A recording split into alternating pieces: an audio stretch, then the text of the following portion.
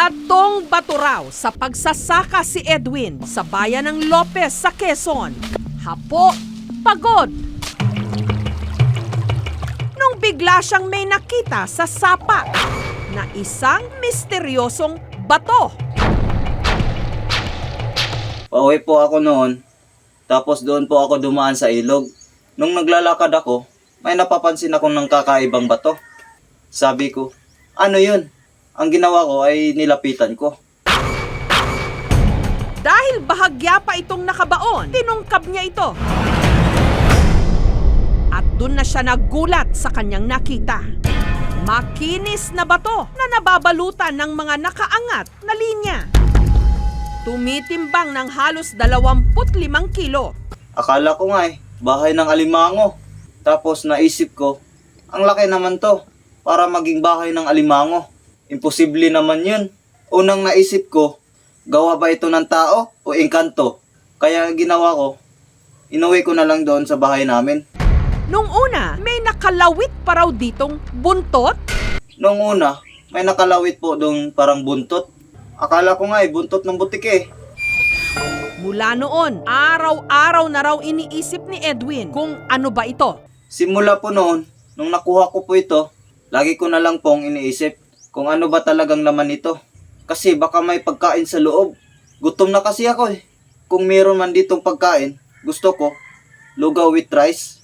Hanggang may nakapagsabi na marker o palatandaan daw ito sa isang nakatagong yaman. Yung mga guhit niya, hindi ko po malaman kung anong mga ibig sabihin. Sabi ko, baka mapa ito papunta sa kayamanan. Hindi raw madaling puntahan ang sapa kung saan nakita ni Edwin ang bato. Delikado raw. Yung ilog po na sinasabi ni Edwin ay malayo po. Tsaka delikado po yung puntahan. Kasi basa po yung ilog kapag may tubig. Samantala, ang misteryosong bato, itinago na lang muna ni Edwin sa sako. Dahil hindi ko naman po alam kung anong klaseng batong ito. Ang ginawa ko na lang po muna ay tinago ko na lang po sa bahay namin. Hanggang si Edwin, naghinala na kung ano ang napulot niya. Tapos naghinala na po ako. Sabi ko, hindi po talaga itong pangkaraniwang bato. Unang pumasok sa isip ko, itlog po talaga ito ng dinosaur. Base sa pananaliksik ni Edwin, ang nakuhang bato ay isa raw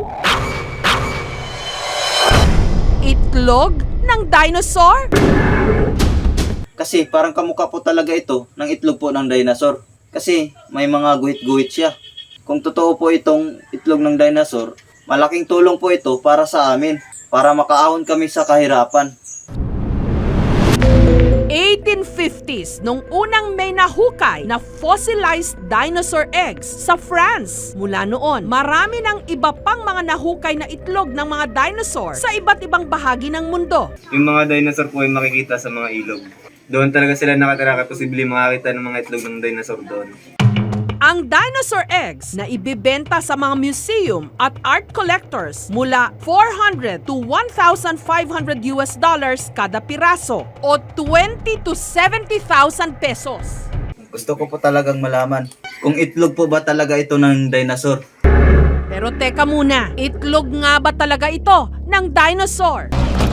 Para magkaalaman na, mula Lopez, sinamahan ng aming team si Edwin sa MGB para ipasuri ito. Unang tingin ko po dito para talaga siyang itlog ng dinosaur. Kasi po meron po siyang guhit-guhit. Pero hindi pa po tayo nakakasiguro. Ang gagawin po natin ay ititesta po natin ito. Ngayon po, papatakan po natin ito ng chemical. Kapag ito'y bumula, ibig sabihin, itlog po ito ng ostrich.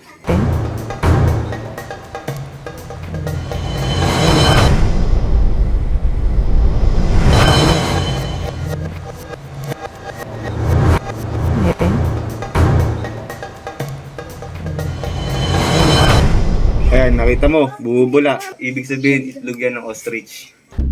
At para malaman kung meron nga ba itong laman, hahatiin ito sa gitna. Para po malaman natin kung anong laman nito, kung gusto niyo po, hatiin natin ito sa gitna gamit itong martilyo. Kasi po baka sa loob nito ay nandito talaga yung itlog ng dinosaur. Gusto niyo po ba malaman kung anong nasa loob nito? Papayag kaya si Edwin na hatiin ang kanyang bato?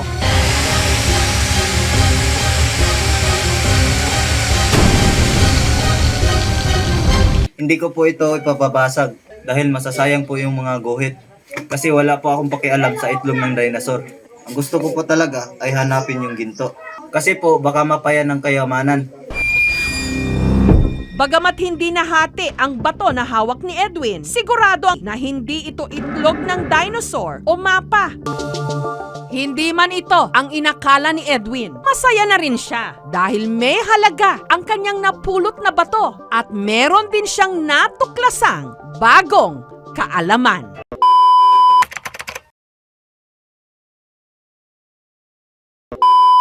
Shoutout nga pala kay Munti at kay daddy ko at sa mami ko at kay Liam at kay Dada at kay Nono at kay Boss Tolly. Boss Renan, salamat sa palobo. Shoutout nga pala kay ate at kay ate Chanel. Shoutout nga pala sa mga kapatid ko dyan. Yo, shout out pala sa mga pamilya ko ngayon. Tay, Nay, mga kapatid ko. Palagi kayo mag-iingat para mabuhay kayo na matagal. Shout out sa mga kaibigan ko na nagtatrabaho. Palagi kayo mag-iingat dyan sa trabaho nyo. At sila ni Ivan, si Eloy, tsaka si Riniel, tsaka si Bato.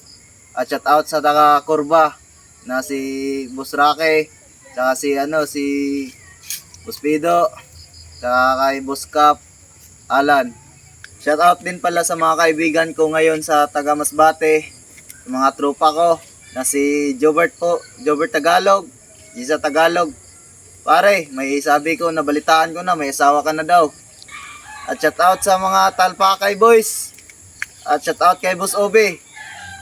Shout out kay Boss Toto Yans. Pare, kailangan magmahal ka ng masyado. Huwag mo na iiwanan yan. Huwag mo pakakawalan. At shout out kay Boss Renan. At shout out sa mga kaibigan ko dito, si Jay. Shout out kay Joris. Shout out pala kay Boss Kimpoy, kay Bawi. At shout out din pala sa editor namin na pangalan ay si Jilo. Shout out din pala sa mga kaibigan ko sa Cebu. At sila Julius Punay at si Nobert Punay. At shout out sa mga kaibigan ko sa mga kabataan sa Corba. Shout out din pala kay paring Oliver. Sana palagi kang magpapagaling dyan pare. At God bless pare sa pagaling mo. Huwag nyo makakalimutan Mag-like, mag-share. mag-subscribe sa aming YouTube channel. Maraming salamat po. Sana palagi kayong manonood.